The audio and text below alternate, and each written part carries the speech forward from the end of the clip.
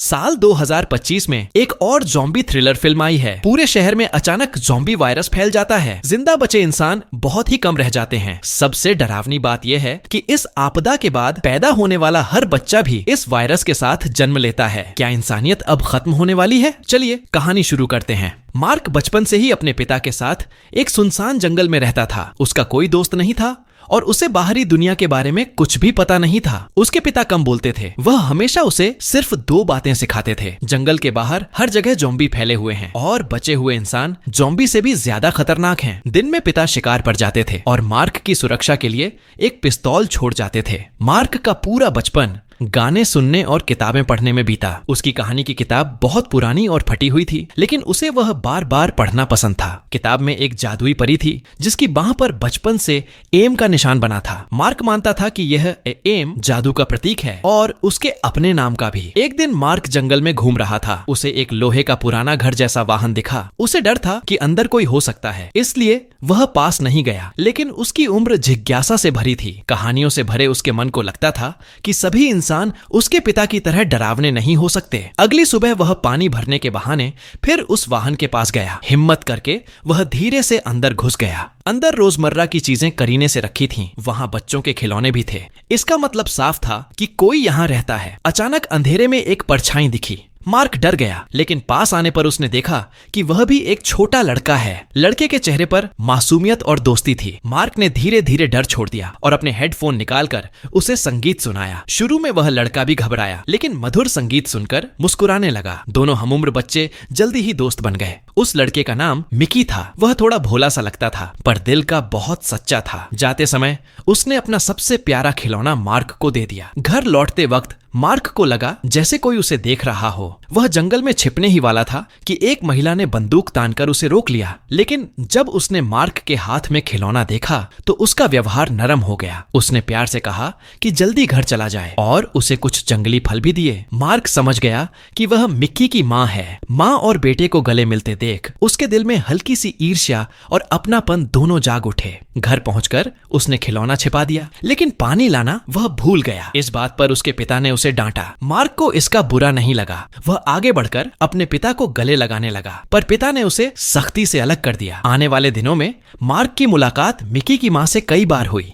उसकी कोमलता देखकर उसे अपनी माँ की याद और ज्यादा आने लगी। एक दिन रात के खाने पर उसने हिम्मत करके अपने पिता से अपनी माँ के बारे में पूछा, लेकिन जवाब में लंबी चुप्पी मिली। मार्क ने फिर सवाल नहीं किया। वह चुपचाप खिड़की के पास छिप गया। उसने देखा कि उसके पिता बाहर बैठकर कोई पुराना वीडियो देख रहे थे। अगली सुबह पिता हमेशा की तरह शिकार पर गए। तभी अचानक अजीब सी गुर्राने की आवाज और गोलियों की आवाज सुनाई दी। उन्हें लगा कि कुछ गड़बड़ है। उन्होंने मार्क से कहा कि कहीं छिप जाए। फिर बंदूक लेकर खुद देखने चले गए। मार्क चक्कर लगाकर घास में छिप गया। वहीं से उसने देखा कि मिकी की माँ घायल हालत में थोड़ी दूर बैठी है। कुछ ही देर में उसके पिता बंदूक लेकर उसकी तरफ बढ़ने लगे। यह दृश्य देखकर मार्क बुरी तरह डर गया। उसने कभी नहीं सोचा था कि उसका पिता इतना निर्दयी हो सकता है। वह तुरंत घर भागा, बिस्तर पर लेट गया और सोने का नाटक करने लगा। पिता जब घर लौटे तो उनका स्वभाव अचानक बहुत चिड़चिड़ा हो गया। वे बार बार कह रहे थे, वे आ गए हैं। मार्क ने पहले भी पिता को ऐसा देखा था, इसलिए उसने हेडफोन पहन लिए और ऐसे दिखाया जैसे कुछ हुआ ही नहीं। लेकिन उसके मन में जिज्ञासा और बढ़ती गई। काफी देर बाद जब पिता सो गए तो मार्क चुपके से वह वीडियो कैमरा उठा लाया जिसे पिता अक्सर देखते थे। उसमें एक परिवार की खुशहाल यादें थीं। उस समय मार्क पैदा नहीं हुआ था, लेकिन उसकी एक बड़ी बहन थी। अगले वीडियो में उसकी माँ बहुत डरी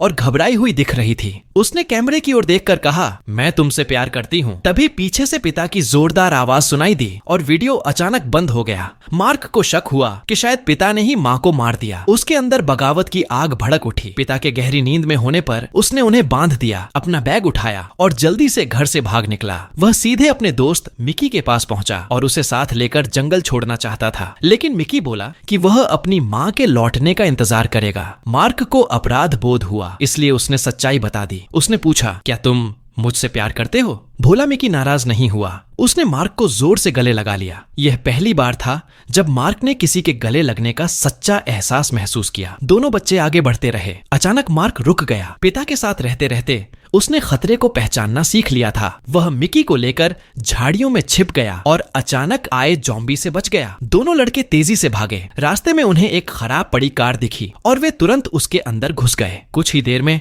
बहुत सारे ज़ॉम्बी कार के चारों ओर जमा हो गए। ऐसा लग रहा था कि वे अगले ही पल कार को पलट देंगे। तभी बाहर से गोलियों की आवाज गूंजी। एक एक करके ज़ॉम्बी गिरने लगे। कार का दरवाजा खुला और मार्क का पिता सामने था। सुबह जब वह जागा और बेटे को गायब पाया तो उसने खुद को छुड़ाया और अपने शिकार के अनुभव से मार्क के भागने के निशान ढूंढ लिए। वह समय पर पहुंच गया। पिता ने मार्क को कसकर गले लगाया और देखा कि वह सुरक्षित है। दूर से फिर ज़ॉम्बी की आवाज आई। पिता ने देर नहीं की और बेटे को लेकर भागने लगे। मार्क मिकी को भी साथ ले जाना चाहता था, लेकिन पिता ने ध्यान नहीं दिया। मार्क ने पहली बार पिता से जोर से विरोध किया। पिता हैरानी से बेटे को देखने लगे। वे कुछ समझाना चाहते थे, लेकिन ज़ॉम्बी पास आ रहे थे। उन्होंने बेटे को पेड़ की जड़ के पीछे छिपाया और खुद बंदूक लेकर आगे बढ़ गए। मार्क ने हिम्मत करके खड़े होकर देखा। पिता बहादुरी से ज़ॉम्बी मारते हुए मिकी की कार की ओर बढ़ रहे थे। मार्क के मन में उम्मीद जगी कि शायद पिता उतने बुरे नहीं हैं जितना उसने सोचा था। उसी समय एक ज़ॉम्बी डगमगाता हुआ मार्क के पास आ गया। वह भाग नहीं सका और कांपते हाथों से पिस्तौल चला दी। गोली की आवाज सुनकर पिता घबरा गए और तुरंत उसकी ओर दौड़े। रास्ते में एक ज़ॉम्बी ने उन पर हमला कर दिया। बड़ी मुश्किल से उसे मारकर वे बेटे के पास पहुंचे और देखा कि वह सुरक्षित है। लेकिन मार्क की नजर पिता के हाथ पर पड़े घाव पर गई। ज़ॉम्बी से लड़ते समय उन्हें काट लिया गया था। पिता समझ गए कि अब वे बेटे के साथ ज्यादा समय तक नहीं रह पाएंगे। वे गहरी सांस लेकर थोड़ा दूर एक सूखे पेड़ के पास जाकर टिक गए। उन्हें महसूस हो रहा था कि उनके शरीर में बदलाव शुरू हो रहा है। उन्होंने जल्दी जल्दी सच बताया। उस दिन मिकी की माँ को ज़ॉम्बी ने काट लिया था। वह बदल न जाए इसलिए उन्हें गोली मारनी पड़ी। मार्क ने माँ की तस्वीर निकालकर पूछा, क्या माँ की भी ऐसी ही मौत हुई थी? पिता ने सिर हिलाया। उन्होंने कहा, तुम्हारी माँ किसी कहानी की परी जैसी थी। अगर उसे काट भी लिया जाता तो वह नहीं बदलती। ज़ॉम्बी फैलने के कुछ ही समय बाद सैनिक उसे अपने साथ ले गए थे। मार्क को समझ आया कि उसने पिता को गलत समझा। पिता ने अपना सारा प्यार दिल में छिपा कर रखा था, लेकिन अब पछताने का समय निकल चुका था। पिता के शरीर में वायरस फैलने लगा। अपनी आखिरी समझ बची होने तक उन्होंने बेटे पर चिल्लाकर कहा कि वह तुरंत भाग जाए। अगले ही पल उनकी आंखें धुंधली और भयानक हो गईं। जब मार्क कार में अपने दोस्त मिकी को ढूंढ रहा था, तभी पहाड़ की तरफ से बंदूक चलने की भारी आवाज आई। वह समझ गया कि अब उसके पिता नहीं रहे, लेकिन इस बार मार्क का मन पहले से ज्यादा मजबूत था। उसने ठान लिया कि वह अपनी माँ को जरूर ढूंढेगा। 10 साल से भी कम उम्र के ये दो बच्चे सुनसान जंगल से होकर आगे बढ़ते रहे। रास्ते में खेलते कूदते हुए वे इंसानों की बस्ती के किनारे तक पहुंच गए। एक दिन वे रेलवे लाइन के सहारे चल रहे थे। उन्होंने देखा कि एक आदमी धूप में आराम से बैठा है। दोनों बच्चे उसके पास गए और खाने के लिए कुछ मांगा। जब उस आदमी ने सुना कि मार्क अपनी माँ को ढूंढने परी वाले स्थान जाना चाहता है, तो वह दुखी होकर गहरी सांस लेने लगा। वह दोनों बच्चों को सुरक्षित पहुंचाना चाहता था, लेकिन वह जगह छोड़ नहीं सकता था। उसके अपने बच्चे भी वायरस से संक्रमित हो गए थे। वह उन्हें मार नहीं पाया, इसलिए उन्हें पिंजरे में बंद कर रखा था। जब उसने मार्क और मिकी को स्वस्थ देखा तो उसकी आंखों में खुशी आ गई। पिछले कई सालों से जो भी बच्चे बीमार हुए, वे सभी वायरस से ग्रस्त थे। शायद मार्क और मिकी इस बीमारी का इलाज ढूंढ सकें। उस आदमी से विदा लेकर दोनों बच्चे रेलवे लाइन के सहारे आगे बढ़े। जल्द ही उन्हें एक छोड़ी हुई ट्रेन दिखाई दी। इतने बड़े लोहे के ढांचे को पहली बार देखकर वे बहुत उत्साहित हो गए। इंजन को देखने के बाद वे पीछे के डिब्बों की ओर गए, लेकिन अंदर बहुत सारे ज़ॉम्बी भरे हुए थे। दोनों डर कर भागे, लेकिन सामने से 2 बंदूकधारी आदमी आ गए। थोड़ी ही देर में उन्हें एक पुराने कारखाने में ले जाया गया। वहां का नेता, जो चश्मा पहने था, 2 स्वस्थ बच्चों को देखकर हैरान रह गया। मिकी का चेहरा थोड़ा भोला था, लेकिन उसकी आंखें साफ और मासूम थीं। नेता को लगा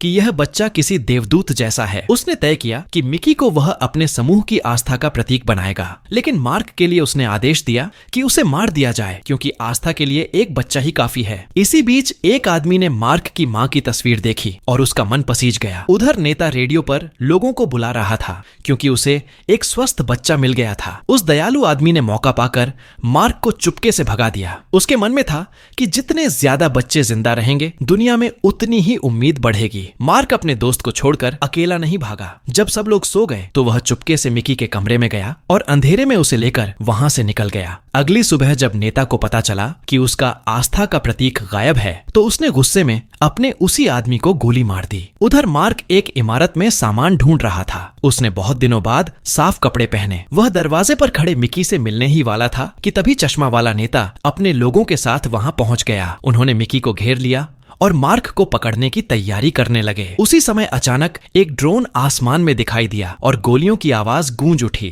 कुछ ही पलों में नेता और उसके साथी मारे गए। मार्क जल्दी से नीचे भागा। उसने देखा कि कुछ सैनिक छिपने की जगह से बाहर आ रहे हैं। वह उनके सामने आने ही वाला था कि मिकी ने हल्का सा सिर हिलाकर उसे रुकने का इशारा किया। तभी एक सैनिक उस दिशा में बढ़ने लगा जहां मार्क छिपा था। आखिरी पल में मिकी ने जमीन से पड़ी पिस्तौल उठाई और जानबूझकर सैनिकों का ध्यान अपनी ओर खींच लिया। मिकी की मौत के बाद सैनिकों ने तलाश बंद कर दी और वहां से चले गए। मार्क जमीन पर घुटनों के बल बैठ गया। पिता के बाद अब उसने अपना इकलौता दोस्त भी खो दिया था। उसे पिता की बात याद आई। बचे हुए इंसान कभी कभी ज़ॉम्बी से भी ज्यादा खतरनाक होते हैं। दुनिया में कोई जादुई स्थान नहीं है और न ही कोई दयालु शक्तिशाली परी। गुस्से में उसने अपनी सपनों वाली कहानी की किताब फाड़ दी। अब उसे आगे बढ़ने की ताकत सिर्फ एक चीज दे रही थी, अपनी बिछड़ी हुई माँ को ढूंढने की उम्मीद। मार्क एक उजड़े हुए शहर में पहुंचा। ऊंची ऊंची इमारतें टूटी फूटी खड़ी थीं और सड़कों पर सन्नाटा पसरा हुआ था। डरावनी चीखें